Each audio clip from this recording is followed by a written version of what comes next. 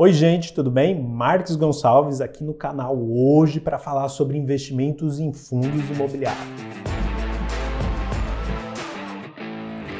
Como você bem sabe, em tempos ali de inflação muito elevada e juros também, os fundos de papel viraram os grandes queridinhos ali dos investidores, muito por conta ali dos seus rendimentos elevados quando comparado a outras classes de FIIs, como o caso dos fundos de tijolos e os próprios fundos de fundos imobiliários, que a gente chama de FOFs. Agora a pergunta que fica para o investidor é, será que a atratividade desses fundos de papel se manterão daqui para frente? Então é sobre isso que a gente vai falar no vídeo de hoje. Mas antes da gente começar, comenta aqui embaixo se você está bastante posicionado em fundos de papel, se você gosta dessa classe de fundos imobiliários, olhando daqui em diante, enfim, para a gente ter uma impressão ali sobre a opinião de cada um de vocês. Bom, para a gente responder se a atratividade desses fundos vai se manter ou não daqui para frente, é importante a gente entender como que eles entregaram rendimentos tão interessantes para os investidores até aqui. Então, muitos deles proporcionaram ali rendimentos em torno de 1,5% ao mês para os seus investidores, mas por quê? Eles são basicamente atrelados ali a CRIs indexados ao IPCA, principalmente, mas também outros índices de preços.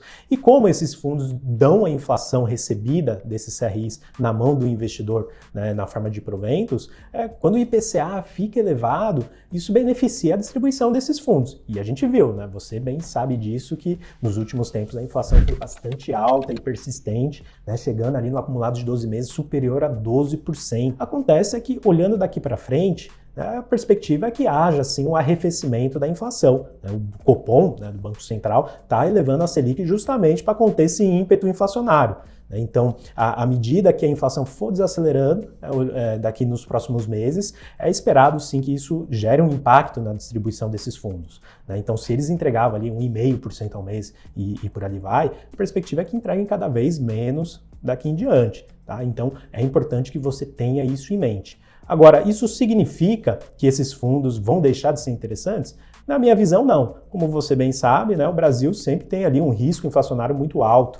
E isso vai continuar daqui em diante. Então faz sentido continuar tendo uma alocação na sua carteira de FIIs nesses fundos, pensando num horizonte de médio e longo prazo, mas para aqueles investidores que estavam muito posicionados, então com 50% da carteira, 40% da carteira de fundos imobiliários nesses fundos de recebíveis, aí sim é interessante reduzir um pouco a posição daqui para frente, devido a essa menor atratividade. É interessante o investidor olhar sim cada vez mais para outras classes de FIIs, que ficaram um pouco esquecidas nesse meio tempo, mas que têm um potencial tão interessante quanto, ou até mais, olhando daqui para frente, dado os preços atuais. Então, como o caso dos fundos de tijolos e os próprios fundos de fundos imobiliários.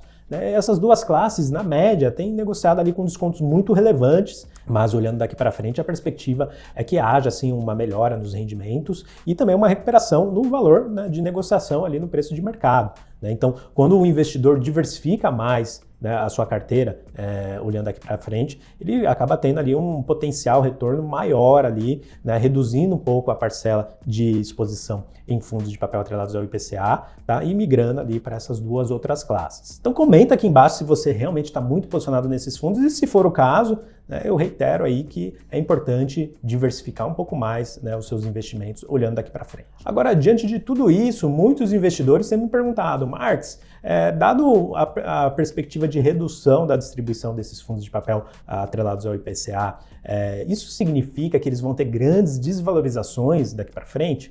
A verdade é que ninguém sabe exatamente o que vai acontecer no futuro. Mas eu diria que não, basicamente porque esses fundos já estão negociando praticamente em linha com o seu valor patrimonial, e historicamente falando, em momentos que a gente teve também um arrefecimento da inflação, a gente também não viu grandes desvalorizações desses tipos de fundos, desde que eles já estivessem ali negociando próximo do valor justo. Agora, aqueles que estão negociando com prêmios elevados, esses sim, se você está posicionado, é preciso ter uma certa cautela, um cuidado, olhando daqui para frente. Então, resumindo, é importante entender que os rendimentos desses fundos de papel passados não devem se repetir daqui para frente.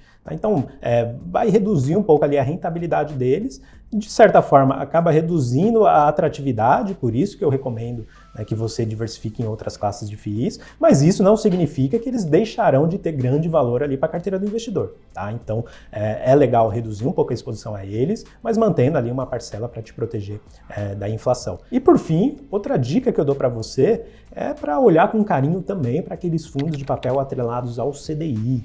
Então, esses fundos tendem a ter uma rentabilidade, né, mais previsível olhando daqui para frente, porque a Selic deve continuar alta aí durante algum tempo, em um patamar de 2 dígitos, até que a gente consiga controlar de fato a inflação.